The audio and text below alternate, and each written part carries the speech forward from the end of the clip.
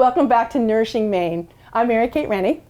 And I'm Marge Kilkelly, and we're here at Dragonfly Cove Farm, and I am delighted to welcome my old friend, my friend, Gary Crocker. Neither one of us are old, right? Absolutely not. No, never. No. Nothing like that. No. Gary and I have known each other for a long time from his days at the legislature doing some lobbying, and all of you, I'm sure, know Gary as just one of the best voices of Maine life and Maine humor that I know. Well, that's very nice of you to say, Alan. And I'm feeling it this morning. We haven't done a radio show already. Yes. With you guys. You're busy. Yeah, we're getting busy today. That's right. This is our media day. This media day. And let me tell you something right now. I'm standing where I never stand. At the front end, the business end of a cooking show. It's never happened. It probably never happen again. A first and a last time. No, let's not say that. So I knew that was on your bucket list. So, you know, we needed to make sure that got checked off your bucket list. Fantastic. And so what are we going to make today? Well, we're going to make Dan Wathen's Supreme Beans. For those who are unaware, which I can't imagine there anybody that is, Dan Wathen's a former Chief Justice of the Maine Supreme Court. And Dan has a special recipe that he shared with me and swore me to secrecy, and I said, I won't tell anybody. Now we're in trouble. And he'd have been here today, but he was busy, I don't know, saving the state or something. Anyway. Besides, you must be here in secret then. Right, I'm here in secret. I came down in the cover of darkness here. So stealthy being on TV. Wicked stuff. I bought that stealth Toyota truck out there. So, the radar don't pick it up. Yeah. That's the beauty of it. The state police are working. Anyway, so that's why I'm here. Well, that's good. Make these beans with you. Well, great. I think the idea of supreme beans is a supremely good idea. Go ahead.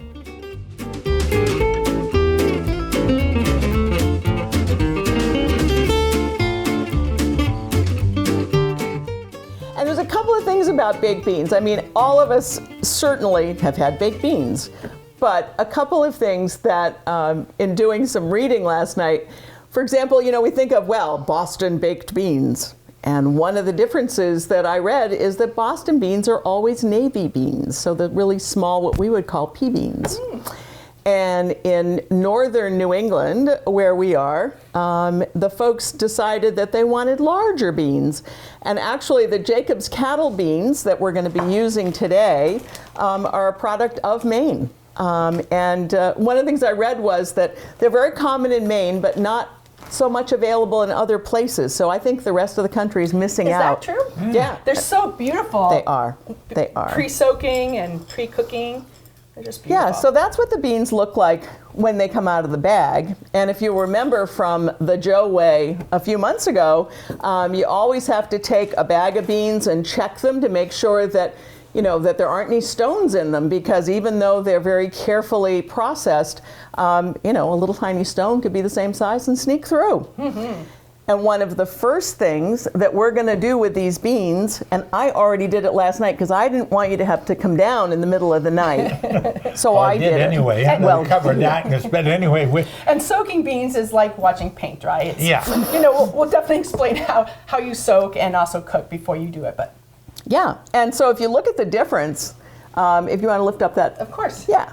So if you look at the difference, by soaking the beans overnight, they obviously have absorbed a lot of the water that was covering them, and they're a lot softer in order to be put into the bean pot to be ready to cook.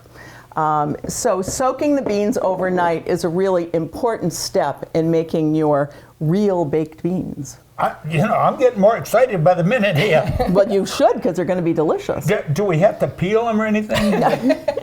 No, we don't have to peel them. It's okay. Okay. Yeah, I don't have a peeler that size. I just wanted you to know how much I know about cooking.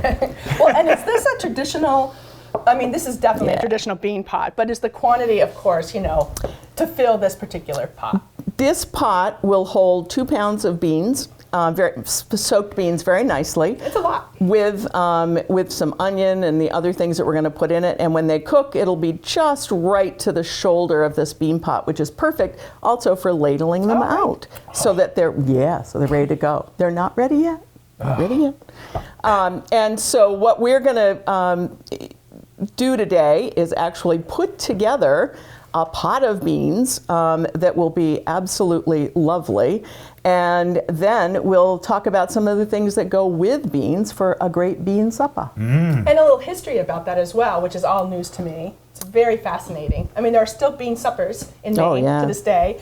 And we'll talk about why it's on a particular day of the week, or at least they used to be back in the day. So there's a lot of great history on Maine and New England regarding these recipes. Well, and I'll just add that we've missed it. It's too late to go, but last Saturday night, I appeared as a humorist after a wicked decent bean supper at Albion, Maine. They were celebrating 200 years, the founding of Albion. Oh, congratulations. Yeah, that was a lot of fun. We had a great time. We really, and they had two options. They had navy beans. Yep. Boston beans. Boston beans, and they were good, I guess. I didn't try them. But they also had cowboy beans. Oh, my. And I actually thought I might call you and make some change because they were so good. But they were. I wonder. Were they pinto? spicy. Spicy. No, they were spicy. They were still navy beans. There we go. Yeah, but they had little chunks of bacon, little chunks, not cubes, little chunks all ground up. And they had the hot sauce in them. Yeah, I had steam coming out my ears, but they were good. Anyway, so But you can still talk afterwards, though. Yeah. Yes, that's good. Yes, I somehow get it done. All right. Of course you did.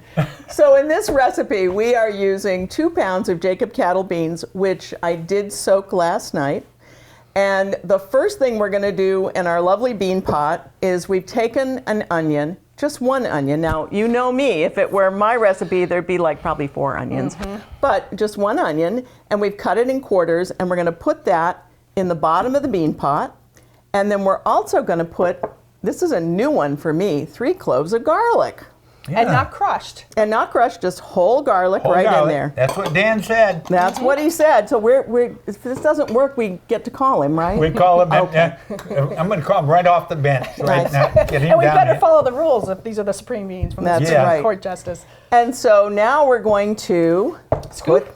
well, you know what? Oh, you're going to go? I think we're All just going to right. go for it. Okay. Really? That's it. We're Clean going to hands. put all those beans right in there. Are they all Bean pot. soaking well? Okay, if you squeeze the bean right now, Oh, does that's the a water good- come out? No. No? And they're still quite tough. Obviously, they still need to be cooked. But by soaking them, you do release a lot of, they absorb a lot of that water, which softens them up. And since these are going to cook in the oven for 6 hours, imagine if you didn't do that, I don't know how long it would take to cook Right. them. Probably all night. Yes. Yes, and that would be a long time. Well, while you're doing that, Yes. let me tell you a little story. Anyway, there was a fella that was ramming around Maine in an expensive car, Mercedes-Benz or something, from a foreign land, New Hampshire. Anyway, he came whistling into Booth Bay Harbor and he spotted a lobsterman mending his traps right there in the open air. Well, he sat there for a minute and watched that lobsterman work, and after a few minutes, he got so intrigued, he got out of his car, walked down, he watched the lobsterman, and he started talking to the lobsterman. Lobstermen aren't real talkers. No, they're not. But this guy loved to talk, so he started talking. He goes, hey, you know, he said, you got a beautiful spot here, this harbor there, just Booth Bay Harbor, nice spot. And it's a beautiful day. God, this place is something. You know, he said, I've traveled around the world. I've been on every continent. I've been to the White House. I've been to Buckingham Palace. I've been to places most people don't ever get to see. I've been everywhere in the world.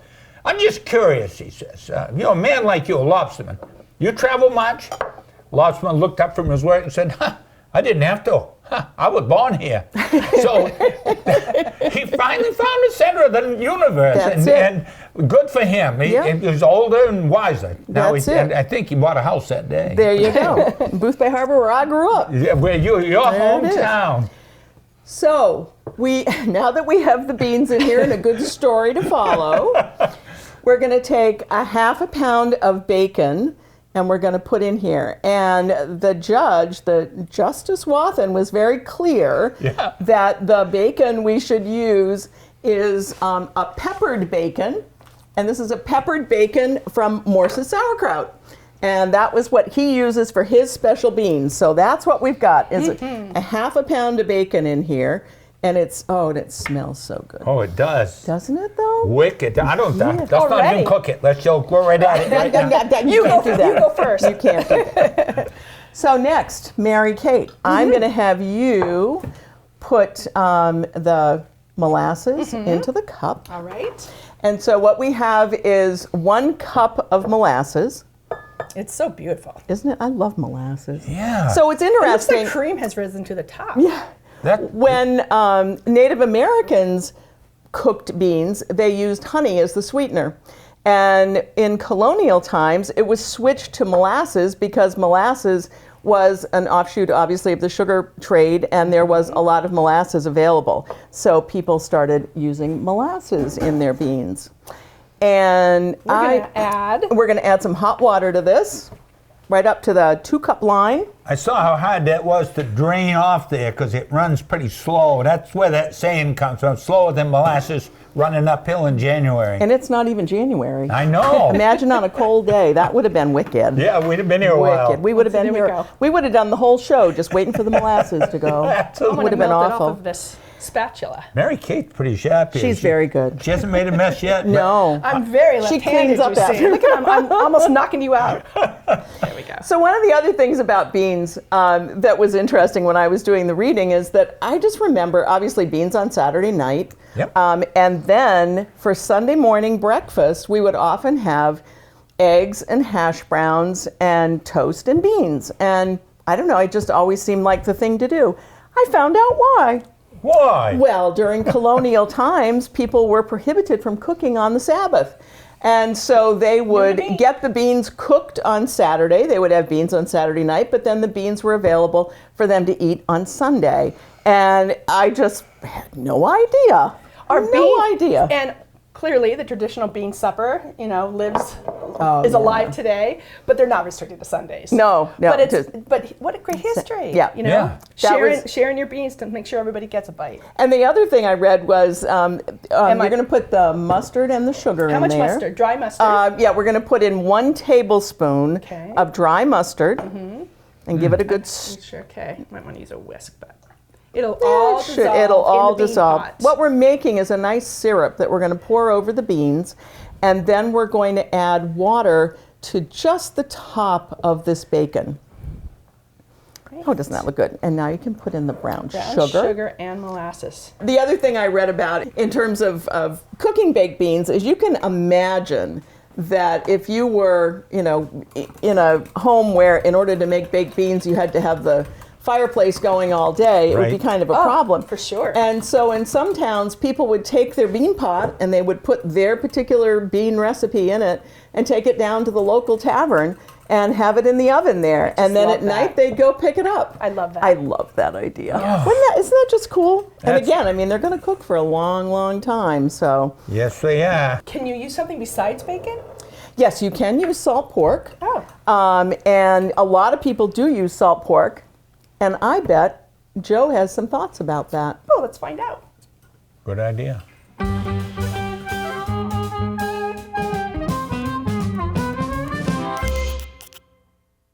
Welcome back to the Joe's Way. Today you saw them make baked beans and they used bacon to flavor it. Most people will use salt pork to flavor their beans, and what I like to do, the Joe's Way,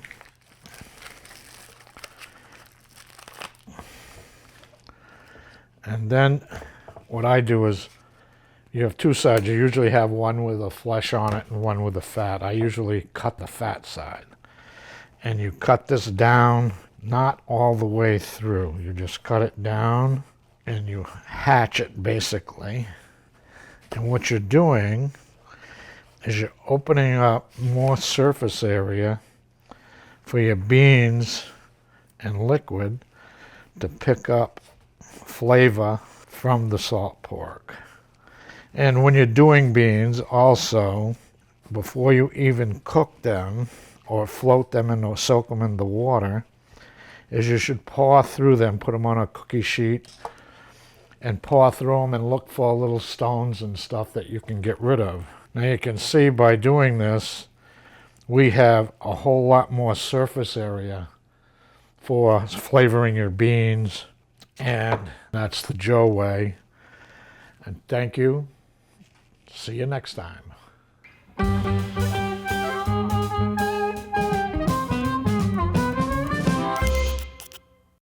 Thanks, Joe. That gives us an idea of other things that we can put into our baked beans. Do I do the honors? You can. Okay. Do you want to do the honors? Oh, there God, you no. go. Oh, do it. Okay. No, you think I can't? You can. Just You this can. one. We I know don't you need can. that, do I? No, you No, don't. No, you don't Yeah. need any of the You can weapons. use 2 hands and you can just go for it. There you go. Good job. There All you right. go. And do we stir this, Marge? Nope, we're not going to stir Not it. at We're all? gonna no. No, we're Dan gonna- says no. Dan says no. He's We're following channeling the Dan. rules. Channeling Dan. Good. What we do need though is the teapot because we're going to put enough water That's in right. here to just bring it up to the bacon level. You're already happy. I got I some of can that on my tell. fingers. That's delicious. Yeah, it is delicious. So you don't stir it? Nope, you don't stir it because if you were to put the molasses on and then you sprinkled on the right. brown sugar and the mustard, then they might Right. settle It in wouldn't different get- places. And now this is going to go in the oven for 5.5 hours Wow. At what temperature? at 300. So it's a low It's a oven. low and slow. And then you take it and you check it a couple of times for water to make sure that it hasn't dried up. And then for the last half hour, what you want to do is take the cover off so that it is going to sort of evaporate and condense some of that lovely juice in there and crisp up the bacon that's on the top, because that's the other reason we don't stir it. We want that nice coating of bacon on the top. So the fat can just meld into the That's beans it. as it cooks. That's it. All right. In the oven it goes. Gotcha. All preheated. All preheated to 300, and there it goes. Well, there you go. I'm going to take a nap. Yeah, it's just about nap time, isn't it? Yeah. And so a couple of things that that we've put together to go with our little bean supper here. We've got some lovely homemade bread because We can dive into this. Oh, I like the looks Isn't it of beautiful? that. I know. Isn't that It lovely? is beautiful. that's Joe's homemade bread. Thank you, Joe. And then coleslaw. I mean, I grew up always having coleslaw. Yes. And the easiest coleslaw recipe, once you've grated whatever vegetables you want, whether you can do it with broccoli, obviously, but cabbage, carrots, purple cabbage, whatever you want. For about a pound of that mix, I take a half a cup of mayonnaise and a quarter cup of bread and butter pickle juice, chop up a couple of pickles and put in there, and it is the perfect coleslaw And dressing. so easy, really. It's so easy, and who doesn't have bread and butter? You better have it. That's right. Did you have coleslaw at your bean supper? Absolutely. What's the other thing that we have with Oh, red snappers. red? What's a red is that a fish? It sounds like it is a fish. It is a fish. But tomatoes. It's tomatoes on Saturday night with good bean pot going, and we got fresh bread, everything. Perfect. That one thing's missing. Red hot dogs. Oh, Now, I need to know the history of the red hot dog. I do not know that history. yeah, and Marge did some searching. Well, I did, and it was sort of curious. It's a much happier end of the story than the beginning of the story. Okay. So what I found is the beginning of the story is that when folks were selling sausages on the street many, many hundreds of years ago, and some of the sausages would get a little bit off color, they would dye them red so that they looked fresh. And that's sort of the beginning of how we ended up with red hot dogs. Now, fast forward to about 1920, and there's a wonderful company in Bangor called W.A. Bean Company, and they make red hot dogs. And then we have Cayenne red hot dogs. I mean, red hot dogs are just totally a Maine thing. And there's just something about it that, I mean, I just don't feel like a bean supper is entirely a bean supper until you have red hot dogs. I agree. I mean, you've got all the pieces here. I will say one thing, and I'm sure, and we haven't talked about this. in the green room. We didn't get together to chat about this. No, the prep was a little. We were busy crazy. prepping. We were busy. Okay, We're you were preppers. busy. I was eating muffins. Anyway, I got my part done. I hope you got yours done. At any rate, I do something a little different than most people. Yeah. Share. When I was growing up, everybody put ketchup on their beans. Yeah. Yeah. Well, I stopped that practice at my house Why? because I am a mustard person. Oh. And red snappers and mustard go together. So, and the beans dip fills it. I'm telling you, you put good, French's, or even better, the mustard we make down east. Oh, raised mustard. Raised mustard. Yes. You get some raised mustard. Yep. I'm telling you, you've now got everything you need for a perfect bean supper. I like their horseradish mustard. Oh, makes my eyes roll into my head. This here. is what happens when foodies get together. You just talk about food and you go like, ooh. Start And to people drool. who've been together and worked closely together for a long time. Yes. For a long time. You know what? I think we should check on those beans. Yeah, it's time. I had 2 naps. I ate 4 muffins. I drank 16 cups of coffee, which is not a good idea. No, not a good idea. I'm trying to Calm me down. trying to keep you down So here. see what we got. Let's see what we got. I bet we've got beans. Whew. There we I will go. say, bean pots are heavy. Yeah, especially when they're full of beans. When they're Yeah. full of beans, that's an interesting, yes. The big reveal. The big reveal. Look at that pork on the There it top. is. Ooh, ooh, ooh. Doesn't that look wonderful? Oh, and the aroma. Really good. I know it's not smell-o-vision, but It if should you, be, it though. Not should yet. be. Right now it should be, because that is. Oh my Lord. You think we did it? I think you guys did it, and I still didn't watch. Do you want me to grab the snappers? Yeah. Well, yeah. Why don't you put one on a plate and bring a plate? You over? got it. How's that? Oh my Lord. Thank you, Lord, for this meal. This is unbelievable. And the cooks that made it happen. Thank you, my friend. I married a good woman, and she's a great cook, and she's what they call an enabler. She enables me to eat well without being able to cook. There you go. If that's red, I'll take that. what would you like? The bigger spoon for the beans. You got it. So there's our red snapper hot Red dog. snapper. And then we've got these wonderful beans with the bacon on the top. Do we feed the crew and everybody here? I think there's probably enough for Maybe. half the neighborhood. Then we're going to do some coleslaw. Heavenly. And they get their own bread. Yep, I can get that. We get butter over here as well. Alrighty, I'm going to move this here for a second. Joe's bread is beautiful, isn't it? It really is. Yes. Joe's a beautiful person, actually. He is. He puts up with me. I'm Well, it's the Joe's way. constantly impressed by that, actually. Been almost 20 years. Almost 20 years. Well, I know. you're on your way to me. 2 days from now, it's 40 years, me and Wow. Mother. Yeah, she's pretty excited. Falls on Mother's Day this year, too, so it's Well, double. that saves you a whole. Saves me a Save- bunch of money. it One does. I card, don't know. one meal. Yep. Maybe 2 presents. Maybe, yeah. Yeah, we'll maybe, advocate for that. Maybe another helicopter ride. I don't There know. you go. We'll see. Some coleslaw and not plate orange. Yep.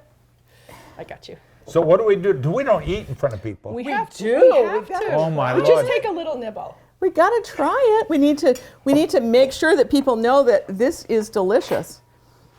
Oh, there you go. That was more forks than I usually get. So that's what we do, huh? So there we have it. Look at this plate. Look So at that. gorgeous. I'm waiting. Oh, yeah. Those are supreme beans. Those are good beans. Dan Wathen's Supreme Beans. Thank you, Dan. Thank you, Dan. Did you eat them while you were, did you have potlucks up at the State House? Like, how did you learn about these beans is my question. Well, I called Gary, and he had seen the show, and I said, wouldn't you like to come join us?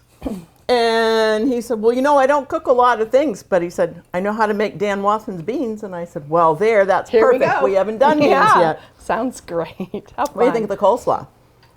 Oh, let me get on that. Yeah, try it. Isn't that yummy? Yummy and easy. And then, of course, we have to have a red snapper. Snap. Plus Is Joe's that bread. the coleslaw only has 3 ingredients? That's it. Wow, that's tasty. That pickle juice is the way to go. It is. It's so easy. I like pickles in everything. I do too. Well, I do too.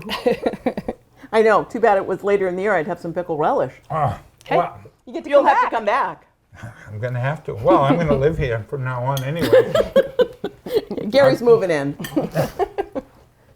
A little bit of Fenway Park just came to mind right there. You got a little memory. I've had red snappers at Fenway. Well, now you can't say that you're not a cook. You've got the apron. That's right. And speaking of the apron, why don't you tell him? We have a surprise for you.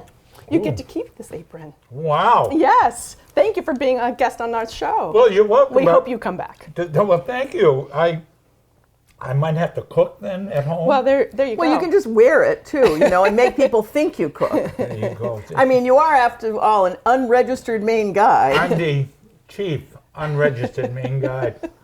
And you're part of the Moxie Congress. So I think Nourishing Maine and an unregistered Maine guide and Moxie, I mean, really, it doesn't get much better than that. It's the pinnacle It's the of pinnacle. life. It is. It's the pinnacle of your career. Yeah. Well, And thanks it's all so good. much for being here. Oh, you're welcome. It's been a This is blast. fun. It is fun. And no one knows this, but we got to do a radio show before we even started this. We've been busy today. This is our media day. The radio show we did was for Wreaths Across America, Christmas wreaths. Because I'm a big supporter of Christmas wreaths, the Wreaths Across America program, where we put wreaths on soldiers' graves. And you're a veteran. And I'm a veteran. Yeah. On top of that, that's one of the reasons I'm very involved. But they have their own radio station now. And it's an internet-based thing, so you can hear it worldwide there. Wow. So this morning, I was live on the air, and I had 2 wonderful guests. It was really fun. It was fun. And we got to promote this show and my show. That's how life should be. Everybody should be leaning in to help each other. That's right. And here we are, leaning right in, helping each other. It don't get no better than this, mister. Nope. And it's in Maine. It's in Maine, that wonderful state it's the only state that has 1 syllable in its name. Just for those that watching, you're going to start thinking, oh, there's got to be one. But no. And it's only one, we're the only state that only borders 1 other state. That's true. And Canada. Of course, we got Canada and the Atlantic Ocean, which has protected us from storms for years. Yes, it has. So God bless the state of Maine. And we did have to buy our freedom from Massachusetts on March 15th, 1820. I just have to. Well, I like to say we set Massachusetts free in 1820. Ooh, I like that even better. It's neat. I'm Mary Kate Rennie. And I'm Marge Kilkelly, and we're at Dragonfly Cove Farm in Dresden, Maine. And delighted today to have Gary Crocker as our guest, making Dan Wathen's Supreme Beans. Delicious. Thank you so much for joining us on Nourishing Maine. Yeah. Perfect. Perfect.